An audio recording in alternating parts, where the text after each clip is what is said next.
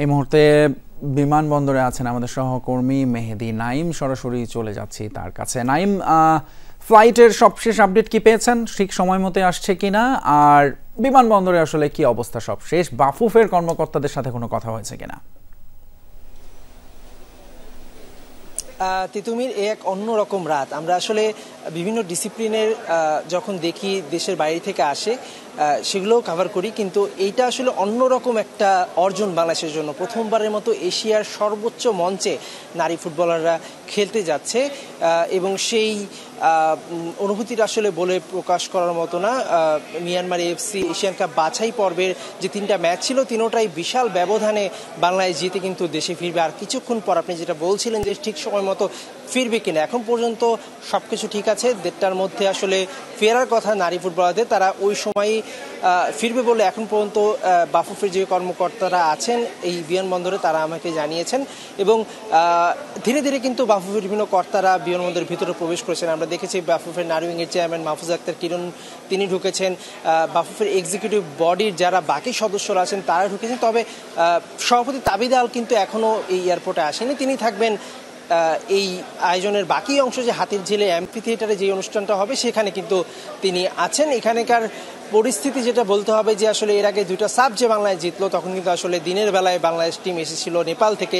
এখন মধ্যরাত, সেই মধ্যরাতে আসলে দর্শক তেমন একটা নেই, অবশ্য দর্শক এলাও না। দর্শক থাকবে হাতিরঝিলে যেই অ্যাম্পি থিয়েটারের মঞ্চ আছে সেই মঞ্চে কিন্তু আসলে দর্শকরা আংশিক মানে যতটা প্রবেশ করতে পারে সেই প্রবেশ অনুযায়ী আসলে দর্শকরা সেখানে বসে উপভোগ করতে পারবে সেই অনুষ্ঠানটা। এবং সেখানে কিন্তু 1 ঘন্টা একটা বর্ণিল আয়োজন আছে যেখানে পুরো টিমকে সংবর্ধনা দেওয়া হবে। তো তিতুমির আপাতত এই ছিল আমার কাছ থেকে বিমানবন্দরে। আরও অনেক ঘটনা ঘটবে রাতব্যাপী, যা সবকিছুই জানিয়ে দেওয়া হবে যমুনা টেলিভিশনের দর্শকদের। অসংখ্য ধন্যবাদ নাইম। আপনি যে হাতিরঝিলের মূল অনুষ্ঠানের কথা বলছিলেন, আমরা একটু সেটার সবশেষ খবরও জেনে নিতে চাই। শুভ আছেন সেখানে। নাফিজ, শুভ, একটু আমাদের জানাবেন যে হাতিরঝিলে কি দেখছেন প্রস্তুতি, আর অ্যাকচুয়ালি কি কি থাকতে যাচ্ছে মেয়েদের সম্বর্ধনা অনুষ্ঠানে, বিস্তারিত একটু বলবেন। কিন্তু প্রথমে আপনাকে জানিয়ে দিতে চাই যে কিছুক্ষণ আগেও কিন্তু এই মঞ্চগুলো অর্থাৎ হাতিরঝিল এমপি থিয়েটার যে মঞ্চ, যেখানে কিন্তু নারী ফুটবলারদের জন্য অপেক্ষা করছে সকলে, সেই জায়গাটা কিন্তু পুরোপুরি ফাঁকা ছিল।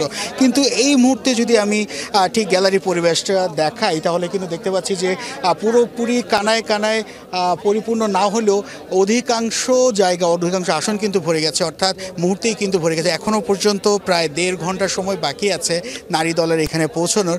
ঠিক তার আগেই কিন্তু নিজেদের আসনগুলো কিন্তু নিজেরা নিয়ে নিচ্ছেন। এবং সব কিছু মিলিয়ে যে কথাটা বারবারই সামনে এগিয়ে আসে সেটা হচ্ছে নারী ফুটবলারদের ইতিহাস রচনা করে প্রথমবারের মতন এশিয়ান কাপ মঞ্চে নিজেদের জায়গা করে নেওয়া, এবং সেই সাথে সুযোগ কিন্তু থাকছে বিশ্বকাপের মঞ্চেও প্রথমবারের মতো প্রতিনিধিত্ব করা। তো সেই আশা কিন্তু এখানকার যারা আগত যে দর্শকরা আছেন তারা কিন্তু সেটাই কিন্তু বলছেন।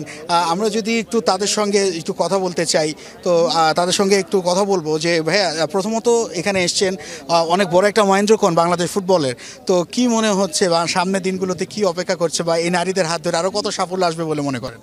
আমরা মনে করি এই নারীদের হাত ধরে আমরা বিশ্বমঞ্চে আনন্দ করতে পারবো, এবং আমাদের বাংলাদেশের গর্বিত আমরা এই মেয়েদের জন্য আজকে আমরা বাংলাদেশ পরিচিত পাচ্ছি। প্রথমে তো বলা যায় যে এই যে ফুটবল যেখানে সবচেয়ে বেশি আগ্রহের কেন্দ্র ছিল বাংলাদেশ, একটা সময় সেটা হ্রাস পেয়েছে এবং এখন কিন্তু আবার সেই মেয়েদের হাত ধরে আবারও জাগ্রত হয়েছে, এবং হামজা সমিতিদেরও কিন্তু রয়েছে সেই জায়গাটুকু।